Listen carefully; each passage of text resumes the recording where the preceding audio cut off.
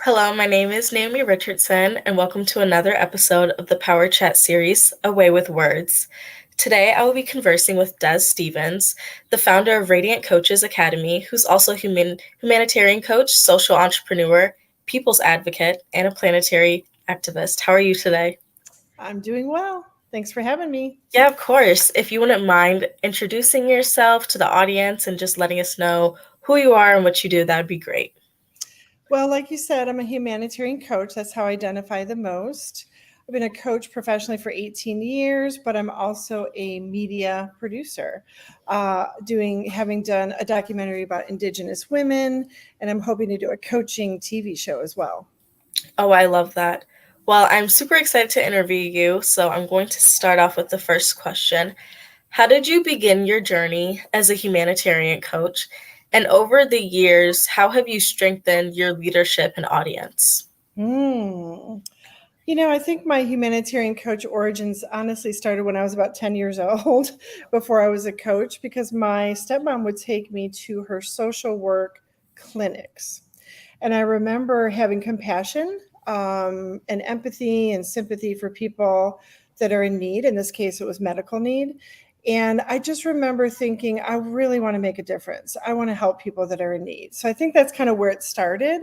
And, a lot of volunteerism when I was a kid and as an adult as well. And in terms of audience, wow, that's such a great question because when Thank I you. started as a coach, I didn't have social media. This was 18 years ago. I didn't have Google searching, people finding me that way, right? So I think for me, it was about being in my local community, networking, not just at business networking events, but just trying to be a coach in a room. In other words, I didn't want to be in a room full of coaches. I wanted to be in a room where I was the only coach. Yeah, So volunteerism was a big part of me and extending my reach. And then, of course, when social media came around, it was helpful to just have an online presence and to just be, my authentic self. yeah, that's great. That's amazing.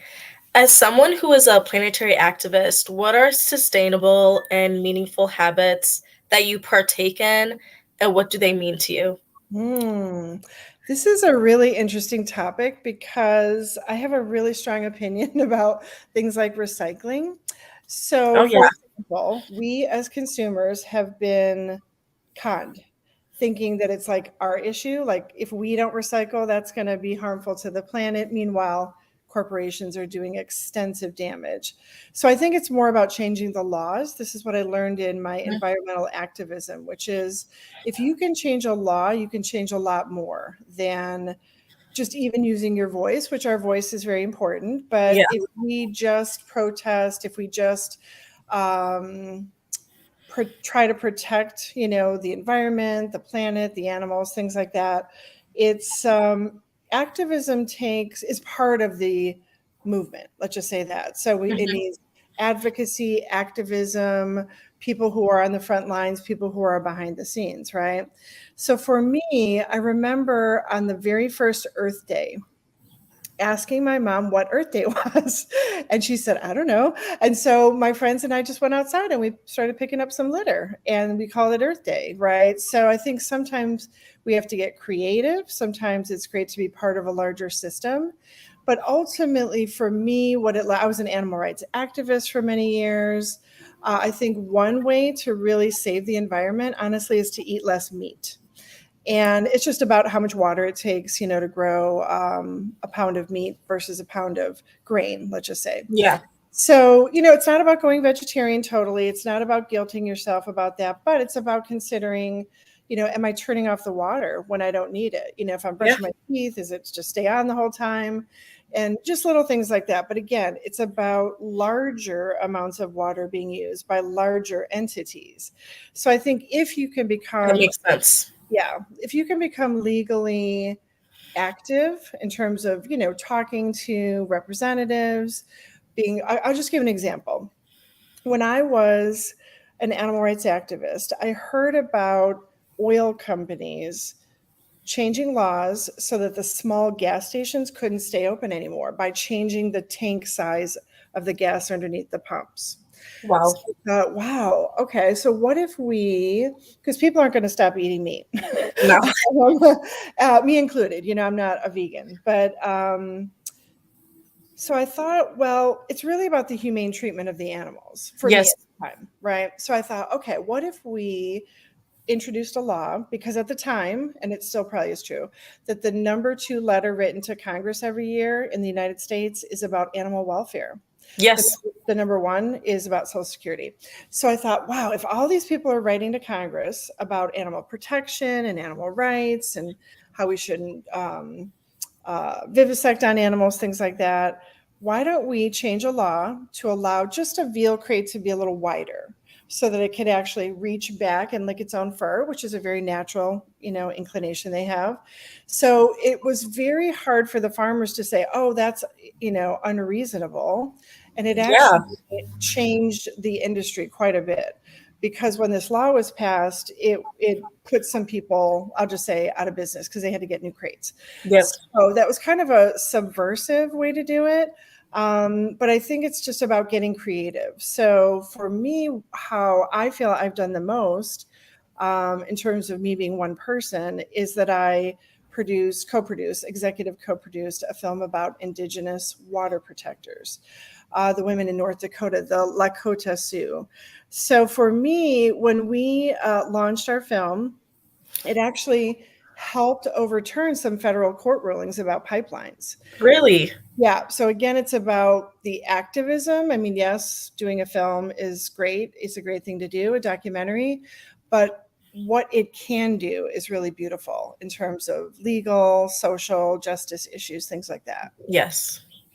I love that. Wow, that's amazing. I think it's really important to be active in the things that you protest in, because yes, being frontline and being, in the newspaper or on social media protesting is really important, but it all starts from the beginning with political and social activism.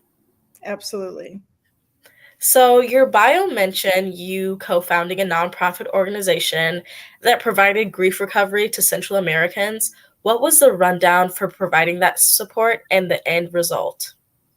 Everything for me happens organically. So I went to Honduras for the first time I ever left the country. First time I ever got a passport, I went to Honduras.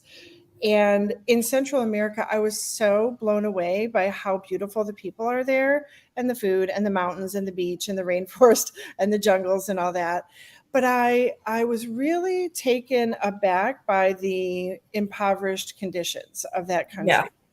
So this country in particular, the city that I typically fly into, there's 2 airports there, is the highest murder capital rate of the whole world, about 9 out of Wow. the last 10 years. That What is people don't know, though, is that it's dangerous to be a Honduran there, not to be a visitor there, right? So I went, and I was expecting skinny animals, things like that, but I noticed most that women didn't seem to have job opportunities. So I asked my friend who invited me, what can I do? Because she is a UN ambassador to Honduras and a global tourism liaison to the UN. So she said, why don't you train women as coaches here? Because then they can they can coach online and make money, and they can coach locally pro bono. So in 2015, I trained 50 women, 50, and I think I've since trained 250 men and women in Honduras. But 2 of them, a married couple, came to me and said, we would like to start a nonprofit. Will you do it with us? And it was beautiful because it was in honor of their daughter that they lost. She was 10 years old, and the family, 2 other children as well, were in the car. And Melanie didn't make it. So in her honor, we call it the Melanie Giselle Foundation. So in Honduras, there's hurricanes, poverty, government corruption, gang violence, things like that. So grief recovery is part of it, helping other families who have also lost a family member, like a child. Pain, loss, and grief is very much part of their experience. Yes. So we provide coaching to them for free. And we've served probably at least 3,000 people that I can think of right now. That's amazing. the International Coaching Federation is actually studying us because we've donated quite a lot of coaching and coach training in that country. Wow. I am amazed and just interested in this whole nonprofit organization because that is amazing. I think it's like so many of us care, and we Mhm. think starting a nonprofit or running a business or changing laws, we think of that as being hard to do, but it really is just about using your voice, using your heart, using your head, and either coming up with solutions or supporting those who are. Yeah, I definitely agree. As a coach, you probably operate in complex environments. What are some specific challenges you have faced and how have you overcome them? Well, coaching when I started was pretty simple in terms of people were either like a life coach or a business coach or a wellness coach. Now there's a coach for everything. And I'm super niche. I'm an intuitive entrepreneur coach. So, what I mean by that is I'm using my intuition in my sessions, and I'm also encouraging my business owners to use their intuition in their businesses, right? Yeah. So, for me, I don't really find it challenging in environments. It's more about accessibility and affordability for me. Yes. Traditionally, professional coaching has been very elitist since it started nearly 50 years ago in the US and in the UK. So I think every coach should make coach training, and if they're training and coaching itself, affordable, have free services, have a sliding scale, have income sensitive pricing so that no one is left out of it. I wish I had had a coach when I was a teenager in high school, navigating, should I go to college? If so, which college to go to? And there are kind of guidance counselors and career leaders of sorts that can do that with you. Mhm. But a coach can come from a place of what does the client really want versus what do the parents want, what does everyone else want. So Yeah. for me, I think navigating maybe contract work probably is a little bit of a challenge, working with the military, doing corporate wellness initiatives, things like that. But it's really Yeah, just about people serving people. So it's simple when it comes down to like what we're actually doing. that makes sense. Yeah. Wow, a lot of you have a lot of experience. Reading over your bio, a lot of experience, and I applaud that. That is amazing. Thanks. If you were, this is actually our last question, which I am always excited to ask my guests. If you were to give advice to your younger self from 5 or 10 years ago, what would you say? Hmm. I would say, I started my business 11 years ago. So 10 years ago, I would have said, have fun. Just have fun with what you're doing. Because, we can get all serious, like, oh, I own a business and I got to act all corporate. We don't have to do that when we own our own business. And if you have an entrepreneurial spirit, follow it, right? Not everyone has that. Yeah. And my generation growing up, I never even thought to, start a business. So I think 10 years ago, I would have said something like, enjoy the ride. Yeah. It is up, it is down, it is yes, there are stressors, I suppose, but to not stress about it, right? 5 years ago, I would have said something like, get into more contract work, work with the military, work with requests for proposals, which can seem really intimidating. Become certified as a business enterprise, become certified as a minority owned business owner, things like that, Yeah, because it just starts opening doors. that is true. Well, this was an amazing interview. I know it's very short, but we got through everything. And I would just like to say thank you for letting me interview you. This was one of the most interesting interviews I've ever had. And I definitely have a lot more knowledge in this type of field of work. So thank you so much. You're so welcome. Well, that is the end of our interview. Have a great day, everyone.